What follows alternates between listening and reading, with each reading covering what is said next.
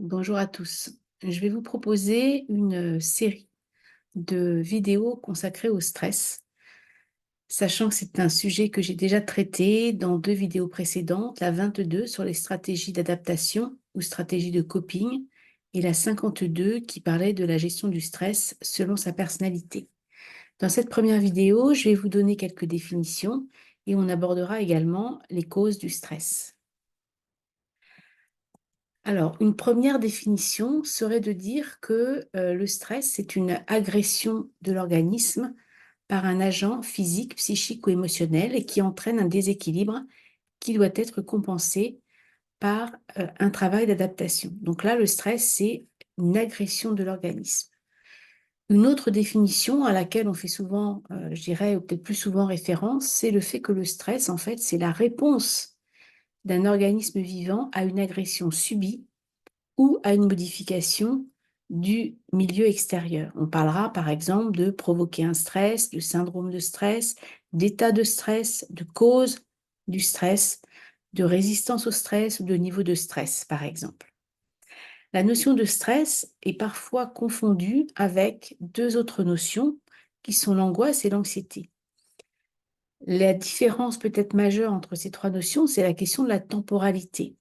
L'angoisse, elle se conjugue au passé, en fait. Elle est souvent issue d'événements du passé qui génèrent en nous comme une sorte de reviviscence émotionnelle sous forme d'angoisse et parfois même de crise d'angoisse.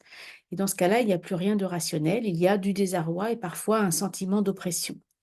On retrouve parfois, peut-être même souvent d'ailleurs, l'angoisse dans le syndrome de stress post-traumatique. Le stress, lui, se conjugue au temps présent, c'est-à-dire que le stress, c'est quelque chose qu'on ressent dans l'immédiateté au moment où on est exposé à un agent stresseur. Et l'anxiété, elle, c'est une anticipation, en fait, d'une menace future, réelle ou supposée. En général, l'anxiété se dissipe facilement. Elle est souvent accompagnée d'un sentiment d'insécurité et de peur diffuse, et parfois on a du mal à en expliquer le motif. Et en général, l'anxiété, comme je le disais, elle se dissipe euh, vite, c'est-à-dire qu'au moment finalement où on va vivre l'instant que l'on avait anticipé comme étant peut-être potentiellement dangereux, en fait, à ce moment-là, l'anxiété se dissipe. Revenons maintenant au stress. Alors au commencement, il y avait ce qu'on appelle un stress externe ou défensif, c'est-à-dire un mécanisme en fait de défense et de survie primitif, mais qui était adapté au contexte originel.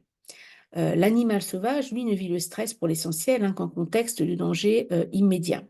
Et ce stress animal défensif, donc, provient d'un niveau cérébral qui fonctionne de manière essentiellement inconsciente et instinctive, on y reviendra, et il nécessite aucun apprentissage, il n'en permet aucun non plus, ce qui explique le caractère finalement peu contrôlable, du moins directement, des vécus et des impulsions qui en proviennent.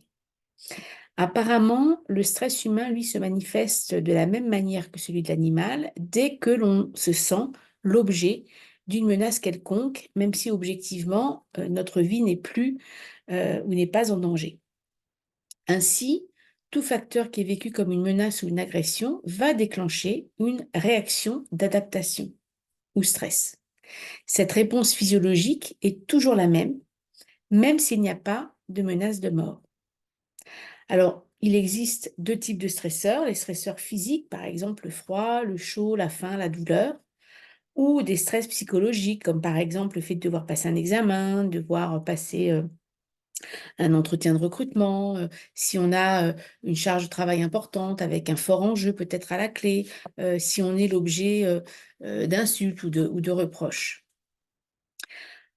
On distingue également ce qu'on appelle le stress défensif et le stress cognitif. Le stress défensif, euh, ou en tout cas qu'on appelle défensif, c'est lorsque le danger est d'origine externe. Par exemple, vous êtes en train de faire un trek au Canada et puis vous vous retrouvez nez à nez avec un ours. D'accord? Donc ça, c'est voilà, un stresseur externe.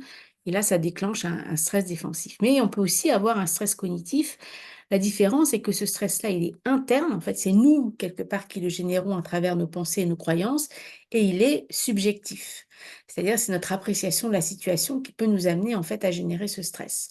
Donc là, le danger, est plutôt interne. Par exemple, je vous dis, vous devez prendre la parole, ça vous inquiète, vous vous sentez pas forcément légitime, pas à la hauteur, et donc ça peut générer ce stress. Donc les facteurs de stress, ce sont des signaux d'alarme en fait, auxquels il faut apporter une réponse rapide, adéquate, de manière à pouvoir, entre guillemets, on va dire, survivre physiquement ou psychiquement. La perception d'un facteur de stress, elle varie d'un individu à l'autre, puisqu'on est dans une perception, donc quelque chose, une appréciation qui est finalement subjective. De ce fait, une même situation peut engendrer du stress chez une personne, mais pas chez une autre. Néanmoins, il y a un ensemble, de facteurs qui provoquent invariablement une réponse de stress et la sécrétion d'hormones du stress. Par exemple, vous, prenez un nouvel emploi, donc la nouveauté, nouvel emploi, hop, ça peut générer du stress. Vous êtes confronté à quelque chose d'imprévisible, inattendu, comme par exemple le collégien qui, en première heure de cours, fait face à un examen surprise. Ça peut être aussi une menace pour l'ego ou lorsque nos compétences sont mises en doute, hein. Si par exemple, vous recevez des questions, pièges lors d'une prise de parole en public ou encore un manque de contrôle sur une situation, que si par exemple vous avez un rendez-vous et puis vous êtes pris dans un embouteillage, vous ne pouvez pas contrôler les choses et de ce fait, il y a, un stress qui va émerger parce que, justement vous ne pouvez pas, faire en sorte que les choses puissent changer.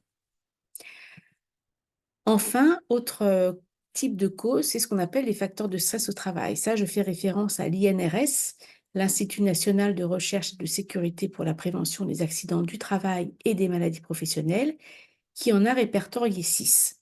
Le premier, tout en haut en violet, l'intensité et le temps de travail, comme par exemple une charge de travail élevée, des délais trop courts, des interruptions fréquentes ou des moyens inadaptés. Ça peut être aussi ce qu'on appelle les exigences émotionnelles. Lorsqu'on est dans un travail, par exemple, quand on est confronté au public, et que l'on doit, être tout le temps, à sourire alors que, voilà, on n'a pas forcément, envie de le faire ou que, voilà, on peut avoir des soucis personnels qui font que c'est compliqué de faire semblant de voilà, que tout va bien et de sourire. Ça peut être aussi le cas des personnes, je pense au personnel soignant, qui sont confrontés à la souffrance ou à la détresse humaine. Ça peut être aussi le manque d'autonomie, quand, on n'est pas libre d'exécuter le travail tel qu'on le souhaiterait ou qu'on n'est pas, impliqué, engagé dans les décisions qui sont prises et qui nous concernent, directement. Ça peut être aussi des facteurs, liés aux rapports sociaux dégradés, hein, par exemple des conflits avec les collègues ou avec la hiérarchie, ou le manque de reconnaissance. Ça peut être, des conflits de valeurs, dans ce qu'on appelle le conflit éthique, lorsque l'on doit, par exemple, faire des choses que l'on désapprouve ou accomplir des actes immoraux, ou ce qu'on appelle aussi la qualité empêchée, lorsque l'on doit faire un travail et qu'on ne le fait pas en respectant les règles de l'art, du métier. Et enfin, l'insécurité de la situation de travail, quand par exemple l'entreprise, n'est pas en très bonne santé, qu'on a peur de perdre son travail, ou encore lorsque l'on vit des changements incessants et parfois incompréhensibles. Donc voilà, nous arrivons au terme de cette, 1re vidéo. Dans la prochaine vidéo, nous verrons comment l'organisme réagit au stress.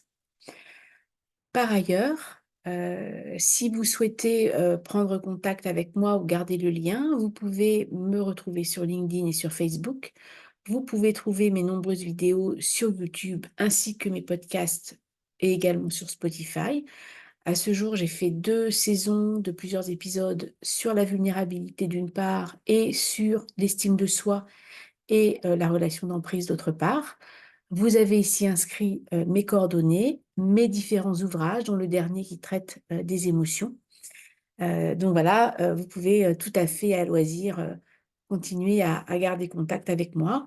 Bien évidemment, d'abord je vous remercie pour votre attention. Si vous avez, aimé cette vidéo, je vous invite à liker, à la partager et à vous abonner à ma chaîne si ça n'est déjà fait.